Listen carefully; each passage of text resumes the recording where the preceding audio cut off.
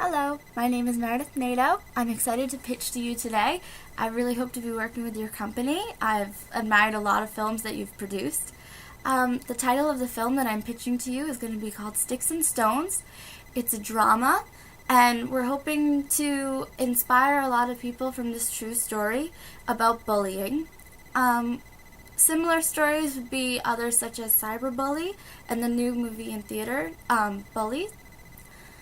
We're hoping to pitch this to a company such as ABC Family because we think having a wide demographic and a wide age range, shooting between the ages of 10 and 49, would be great for a cause like this.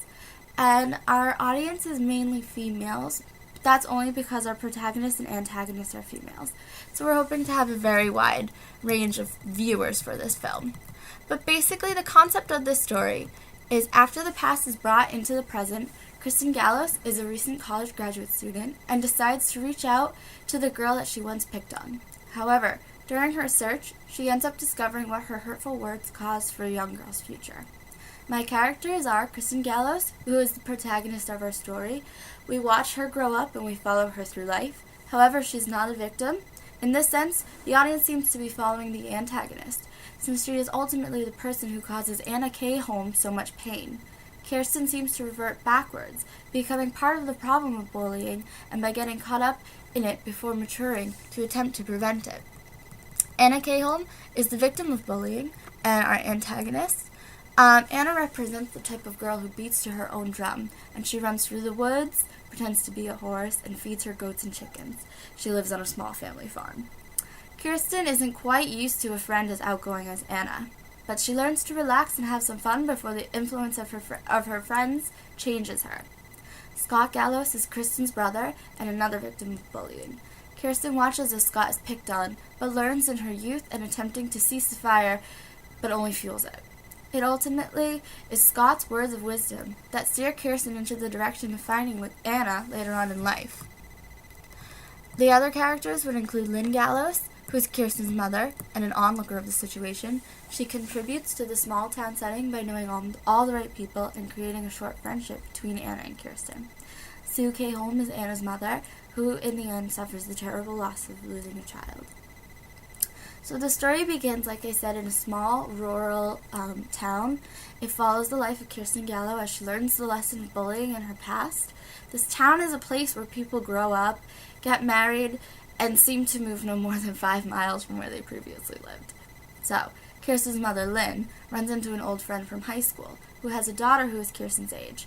The two women decide to set up a play date for the young girls, since they are going to be on the same bus. Kirsten and her new playdate Anna end up spending time together in the last days of the summer.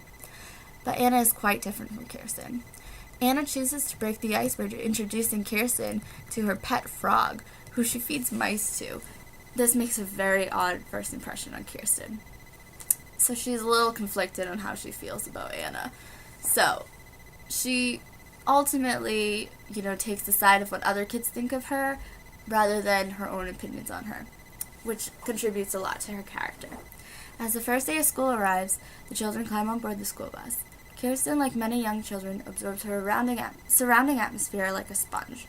She watches as children on the bus make fun of her older brother for his apparent 4 eyes due to his glasses.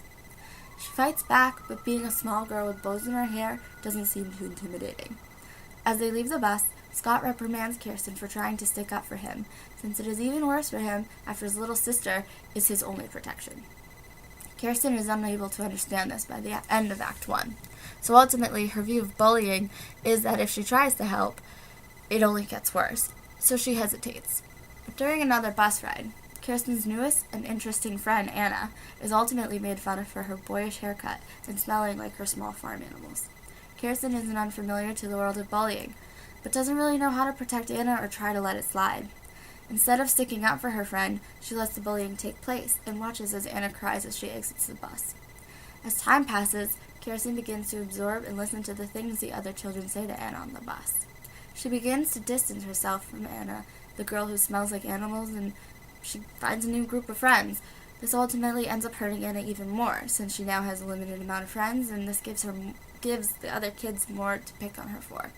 Finally, Kirsten, along with her new group of friends, is put in the position where she verbally attacks her old friend Anna and ends their friendship. The story then focuses on the change Kirsten makes through her growing popularity and how she continues to put Anna down. Anna does not go without a fight, and the bullying becomes so intense that the school's administration decides to get involved. In an attempt to settle things discreetly, the teachers decide to start an in-class program where students are allowed to share their bullying experiences to the class. Anna mentions a girl who repeatedly makes fun of her on the bus, and Kirsten, knowing the comment is about her, becomes furious and it only fuels the fire. By the end of the fourth act, the Cahoon family decides it would be best to move away. I chose to insert this scene because I feel like the administration having the children talk about it in a public setting only fueled the fire because it only allows for the kids to just pick on each other more in class. So I think it's very interesting because this could show an alternate way of how bullying should be dealt with. But the story continues and we are sent into the future with years later. Kirsten is all grown up and starting to work as a student teacher. She notices the effect of bullying in her own classroom and recalls her past and how she tormented Anna on a daily basis. Unsure of what to do, Scott for advice. He explains to her that he once received a letter from a young man who used to make fun of him in high school and claims it was the strangest and nicest thing that anyone has ever done for him. Kirsten becomes convinced that she should contact Anna to clear this guilt from her mind. She tries multiple social media networks, visits Anna's old house to see if the new neighbors know where the Cahoon family ended up moving to, and she finally turns to her mother, Lynn, to get in touch with someone who might know Anna's mother. When the results are in, Kirsten calls the family and finds out that Anna Cahoon took her own life in high school. She never gained any confidence even after moving to a new town and ultimately committed suicide. The juxtaposition between Kirsten's current and successful life compared to Anna's tragic ending is meant to sting the viewers. Kirsten decides to visit the family in Anna's grave. The story concludes as Kirsten begins a program to raise awareness for anti-bullying in memory of Anna. So we were hoping to pitch to a network such as ABC Family because we feel like this would be a perfect network because the story should be shared to a family demographic. Parents and children, ages ranging from 10 to 49, should be aware of the situation and watch the results of such behavior, even if the topic seems slightly heavy. Ideas for actors include Chloe Grace Moretz to play Kirsten for her believable performance in Hugo, as well as her recent People's Choice Awards. For Anna's character, we were thinking of TV actress Ariel Winter. She'd make a great fit because she's already a child star on the ABC network, and she's also best known for her role in Modern Family, where she plays an instigator of a lot of family fights, so it would be interesting to see her play, more of a victim of bullying rather than an instigator of fighting. We were also thinking of Shailene Woodley, who is another familiar ABC Family actress, to play the older Kirsten when she's later on in life as a teacher. And also we were thinking of potentially having, a actress such as Mary Louise Parker for Anna's mother, who can contribute to some of the small town humor. But since our target audience is mostly females, we were hoping to have advertisers that will most likely have the usual household products and well-known grocery brands. We were also hoping to have family vacation packages, most likely Disney World, since they also have a deal with ABC, to break up the intensity of the movie's message. We would also like to include some type of public announcement from a well-known organization who works well to prevent bullying. We got this idea because we've noticed that the E! Channel has collaborated with many movie stars and talk show hosts, and they're working with the movie Bully so that they say a few words to the parents to prevent children from being bullies. NBC and other networks have also done these star-studded messages in their past to help an organization out, so we think it'd be really cool to insert one of those in between commercials just to help get some sort of awareness for a campaign moving other people, and we feel that the movie, after people have watched this movie, they'd feel obligated to join an organization and to help this cause. So, in conclusion, this movie should be told for obvious reasons.